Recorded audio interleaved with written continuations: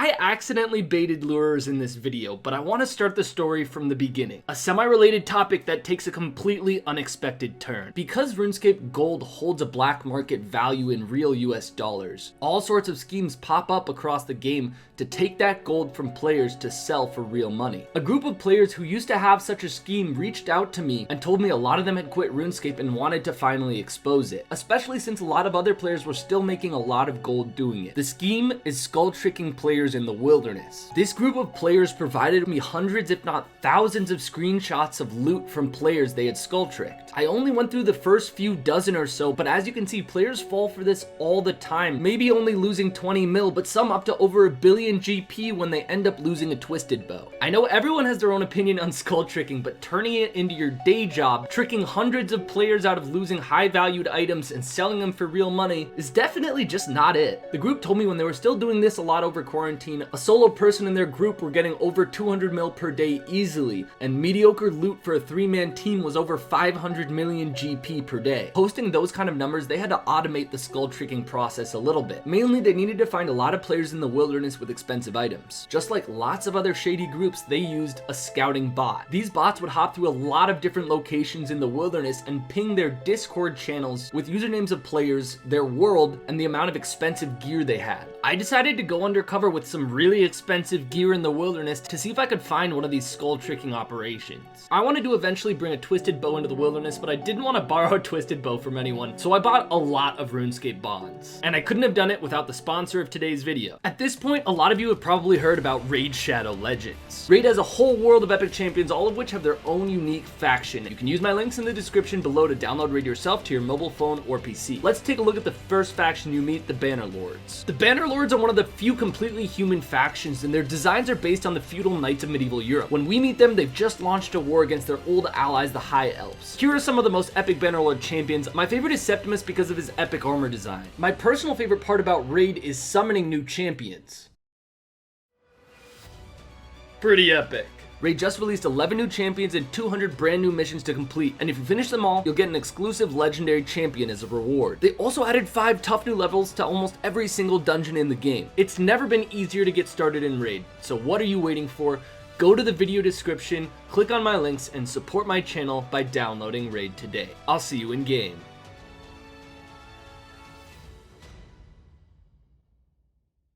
This group of skull trickers said one of the best locations to skull trick in the entire game is the Wilderness God Wars dungeon. A lot of players go in there to get ecumenical keys so that they can unlock God Wars dungeon doors. They'll usually bring a couple high-level expensive items with them to make the process go quickly, knowing that they're unskulled and aren't risking anything. I started out with pretty expensive gear: a rapier, bandos tassets, and primordial boots. Obviously, if I don't skull here, I'm not risking anything. Pretty quickly, a level 124 logged in and then immediately logged out. I'm not entirely sure this account is in on it, but I didn't see any other players scout me. Less than a minute later, another player dressed as a PVMer with a blowpipe logged in. Less than 30 seconds later, another account logged in and attacked that player. This account then TB'd and started attacking me. The player dressed as a PVMer's username was Sneaky Cheek. Sneaky Cheek starts trash talking this PKer. He's calling him stupid and says, "Help bro, we're gonna split the loot." This guy says some more pretty cringe stuff like "eat my darts, virgin." And here's the key part: these guys want to make sure that I'm actively attacking the PKer. If I'm only using auto retaliate, they're not going to skull trick me. As soon as I attack the PKer a couple times, he freezes me, walks under me, and then a very subtle switch happens to a different account, dressed identically with an almost identical username. But the first letter of the username of that first PKer was L. This one is an I. If I click on this PKer, I'm going to be skulled, and both of these accounts will immediately declaw me. I know all of this because the group that tipped me off to this skull tricking method also sent me a bunch of footage of them skull tricking people. Sneaky Cheek is telling me to help out, but I say I'm out of food and need to run. I was planning on going back to the Wilderness God Wars dungeon and a bunch of other locations with a twisted bow. I was gonna try to spec those PKers out. I was not prepared for what was gonna happen next, and I wasn't even recording. I traded over the twisted bow to this bait account, equipped it, and immediately teleported out of the Grand Exchange. I must have been wielding it at the Grand Exchange for less than 10 seconds. Right as I teleported out though, an account named Ted's GP Mule said my username and started trading me. A group of lurers had found me within 10 seconds of me equipping a twisted bow. I was already planning on being bait, but I just didn't know what for when I started out. The lurers were about to expose to me a great method of luring people I had never seen before. I quickly went back to the GE and I found Ted's GP mule. He showed me 15 mil and a really stupid outfit in a trade and said, "Can I pay you to wear this for a vid?" Obviously I was like, yup, and he said it'll take 2 minutes. Then he said to bank all of my items, so I did, and then followed him. Ted's GP mule says, "Can you turn private on in case I need to message you?" And almost immediately, I got a PM from a different lurer pretending to be a player looking out for me. While Ted's GP mule gives me a Lumbridge teleport tab and tells me to meet him in Lumbridge, the player PMing me told me they just tried this on him 10 minutes ago.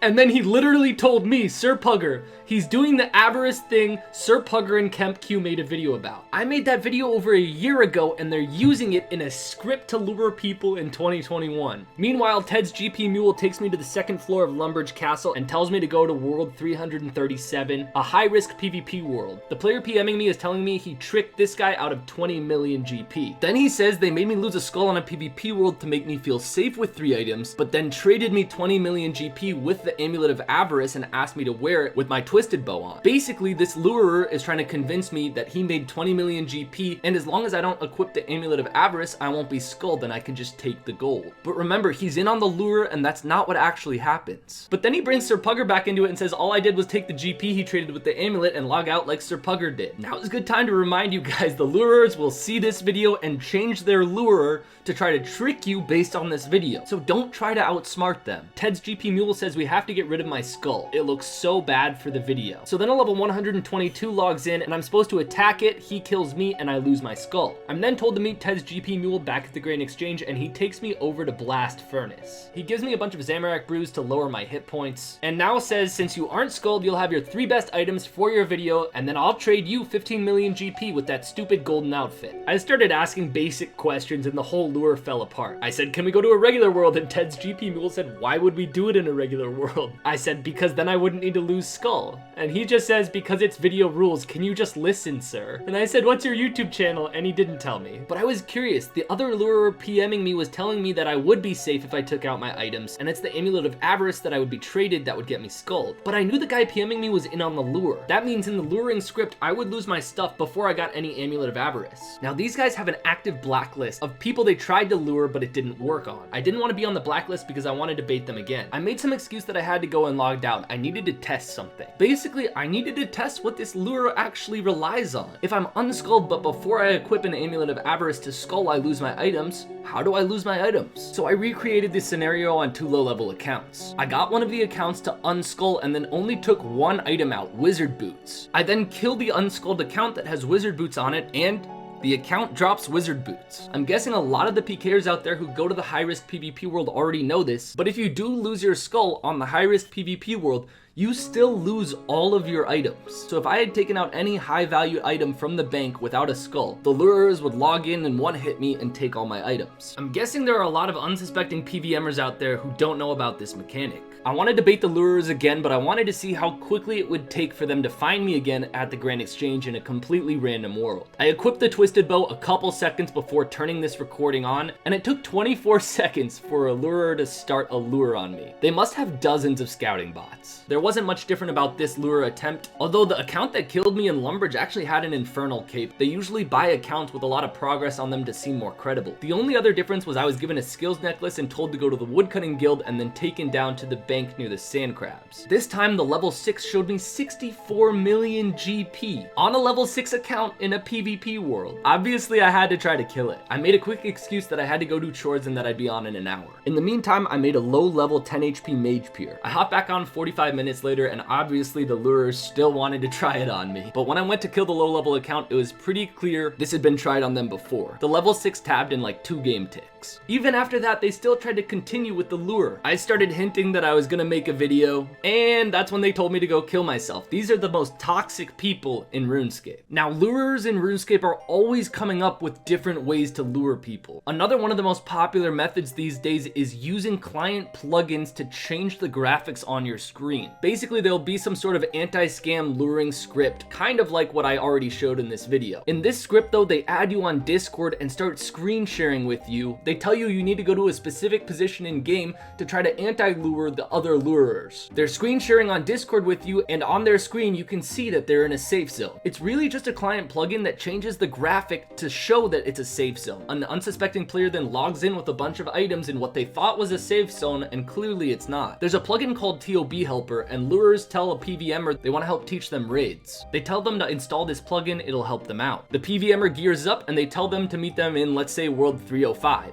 But with the plugin active, when they hop worlds, it triggers the plugin, which then auto hops them to a PvP world and blacks out their screen. Guys, the ultimate point here is that if something's too good to be true, it probably isn't true. You can't trust people you just meet in game, and don't get greedy when someone tells you you can make a quick 20 mil anti-scamming someone. Let me know in the comments if you run into any of these lures, and if you like the video, make sure to like the video. I'll see you guys in the next one.